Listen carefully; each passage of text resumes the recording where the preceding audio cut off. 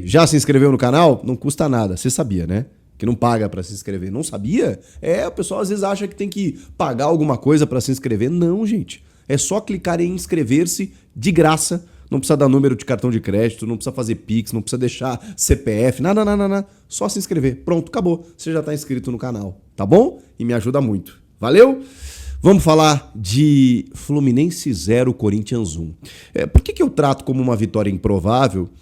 Primeiro porque o Corinthians não vive uma boa fase lá no Campeonato Brasileiro. E aí quando você coloca lá Fluminense no Maracanã, o Fluminense é um dos times protagonistas da temporada, o único vivo em 3 competições. O Renato Gaúcho adora dizer isso, né? O Fluminense está vivo em 3 competições, joga de 3 em 3 dias, o time que mais foi longe no Mundial. E ele tem méritos, né, para falar isso. Realmente o Fluminense vem performando.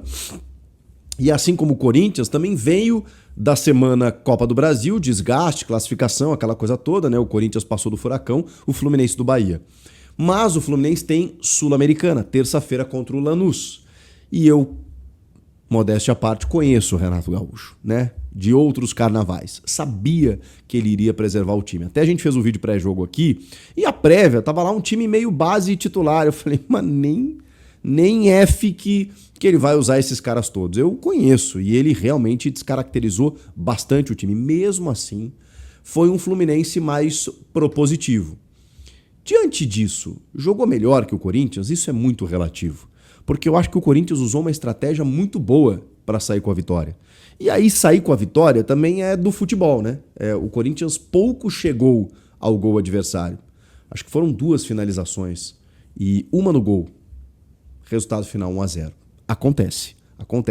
Mas mesmo assim, não fosse 1-0, dificilmente o Corinthians tomaria um gol no jogo. Porque foi pouco agredido, pouco ameaçado. E aí eu preciso valorizar o trabalho de Dorival Júnior. Porque nós estamos falando de mais um jogo em que ele não toma gols. E eu sei que o Corinthians tem um goleiraço, que é o Hugo Souza, que muitas vezes vai ter um pênalti contra e o Corinthians não vai tomar gols. Muitas vezes o atacante vai chegar cara a cara com o goleiro e o Corinthians não vai tomar gols, porque lá está um goleiraço, seleção brasileira. Mas, nesse jogo especificamente, tem um lance, cara, que eu tava lembrando, na live até falei que não tinha nenhum. Depois eu fui rever os melhores momentos, que às vezes a memória trai, né? Você vê o jogo uma vez só e tal. Eu falei, cara, teve algum lance em que o Fluminense chegou cara a cara com o Hugo pra finalizar? Teve um, que foi uma cabeçada do Cano no primeiro tempo, num levantamento de Paulo Henrique Ganso, gênio, que não conseguiu terminar nem o primeiro tempo do jogo, né? Lamentavelmente. Pediu substituição, sentiu. Mas ele dá uma levantadinha na bola e o Cano entra no meio dos zagueiros livre. E o Cano cabeceia, o Hugo encaixa a bola. Foi um cabeceio que, se ele cabeceia no canto, se ele domina, porque ele estava livre realmente. Foi um lance de mais perigo e de um vacilo, assim. Uma infiltração do Cano, não dá pra deixar, né? Ele realmente tem essa qualidade e o Ganso achou o Cano ali. Depois tem um cruzamento da direita parecido, mas aí a cabeçada já não sai tão boa, ela pega uma elevação, o Hugo também defende com muita facilidade. As defesas que o Hugo fez no jogo, elas foram muito tranquilas. O Hugo fez algumas intervenções que eu classifico como diferente de defesas, de milagres, né? Não foi o caso. No segundo tempo, o Renato Gaúcho até promove as entradas do Riquelme Felipe, bom jogador, moleque liso, assim, rabiscando, e o Lúcio Acosta, o grande craque da MLS que o Corinthians, negociou algumas janelas para tentar trazê-lo. Ele veio para o Fluminense. Baixinho, altura do Soteldo, lá 1,60. O pessoal tava falando na transmissão que ele é até mais baixo, tem 1,59, mas muito habilidoso também. E o Fluminense teve a bola, o Fluminense trocou passes e tudo mais. E aí teve até uma bola que ela entra e que o André Ramalho acaba travando, assim, a bola não chega no Hugo. Então muitas jogadas do Fluminense, elas vieram cruzamentos, estourava na zaga, ia para escanteio, aí o Fluminense gerava muitos chutes a média distância, aí no finalzinho tem um chute do Lima que é fora da área, que o Hugo meio que defende em 2 tempos, assim. Que talvez tenha sido o lance mais difícil pro Hugo Souza no jogo inteiro. Então, o Fluminense jogou melhor, o Fluminense controlou mais o jogo, mas o Corinthians usou uma estratégia interessante. De cara, meio time fora, muita gente fora, perdeu o Rodrigo Garro antes do jogo começar e pensou, bom, tô no Maracanã contra o Fluminense, se eu voltar com um pontinho tá legal. voltou com 3. Vou fazer um parênteses sobre Rodrigo Garro, porque eu tô vendo muita gente preocupada com que o Garro seria um novo Renato Augusto. Cara, eu vi mais de uma pessoa, né, de torcedores do Corinthians falando sobre isso, de que, pô, temos que cuidar do Garro, porque o Garro tem uma zica, ele tem uma sequência de lesões.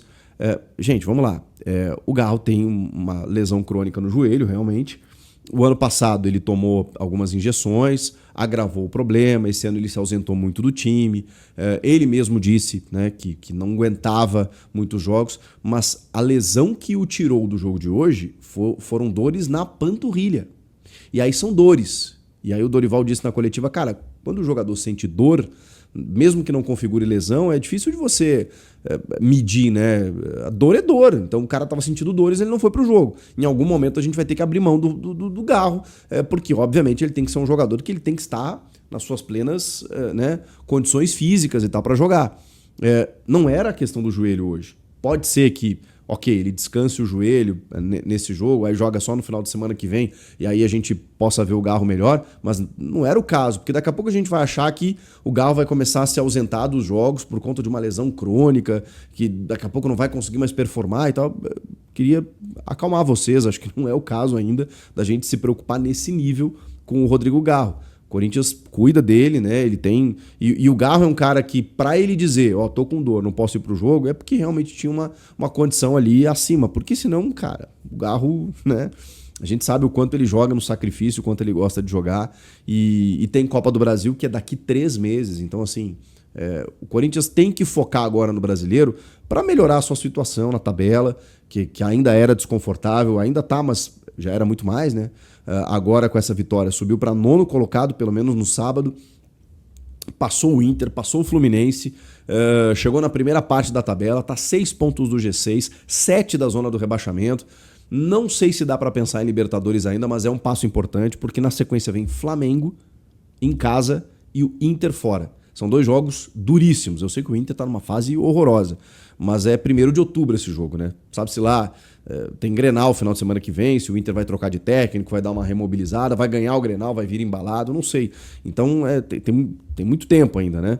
Mas é um jogo difícil, de qualquer maneira. Independentemente da fase do Inter, jogar... Tem todo o aspecto de 2005 ter voltado à tona, né? Da máfia do apito, aí o Inter tá reivindicando o título, tem uma rivalidade que já existe por si só, e tudo isso vai para campo nesse jogo dia 1º de outubro, não tenham dúvida. Ainda mais em Porto Alegre. Então os caras vão fazer uma guerra lá. Jogo difícil. Contra o Flamengo em casa, então, pô, barbada não é. Então eu não consigo dizer ainda que o Corinthians briga por uma Libertadores. Eu acho que foi um passo fundamental, importantíssimo. Porque é uma vitória que você, repito, não conta. Eu não contava com essa vitória. Contava no máximo com um empatezinho e tava legal. Para depois você pensar onde pontuar. Então quando vem uma vitória dessas, você tem que aproveitar. Você tem que aproveitar e confirmar no próximo jogo. É o Flamengo em casa? É. Mas, poxa, não dá para ganhar? Não dá para vencer? Sabe? Acho que o Corinthians tem condições. Tem condições. É difícil, fácil não vai ser, né? A gente sabe disso. Mas, enfim, sobre esse jogo, cara, contra o Fluminense, eu fico mais espantado ainda porque o Corinthians tinha muitos problemas. Mas muitos problemas mesmo. Ranieri machucado, Bidon suspenso, o Garro saiu antes do jogo, o Yuri começou no banco porque tá voltando de lesão, o Memphis tá fora por lesão, o Carrilho, todo mundo sabe, tá fora por lesão. Tô esquecendo de mais gente. Mas assim, cara, era muita gente de fora. Muita gente de fora. E aí o Dorival manteve o sistema dos 3 zagueiros. Aquele que deu certo contra o Furacão, que eu não achava ser possível. Falei até pra vocês aqui, olha, cara, eu tô achando que o Dorival pode usar isso em alguns jogos, mas acho que ele não vai começar com esse sistema. E talvez pelas ausências, foi a medida que ele encontrou, porque ele tinha muita gente fora no meio. Sem Garro, sem Bidon, sem Ranieri. O que ele fez? Angelieri ali pela esquerda, André Ramalho, que acho que fez um baita jogo, tá? Pela direita, o Gustavo Henrique centralizado, Mateuzinho e o Matheus Bidu laterais, né? Alas. O Rian e o Maicon que fizeram um grande jogo. Um grande jogo. O Rian, maravilhoso. Dorival ainda insistia no Charles, né? Muitas vezes em detrimento ao Rian. O Charles com muitos problemas, né? Até um problema anêmico, né? Dentro da sua saúde, né? Que ele precisa cuidar. E até estava fora do jogo por outra questão, assim. Teve acho que ele sentiu uma lesão. Mas o Maicon, cara, o Maicon, que foi uma aposta do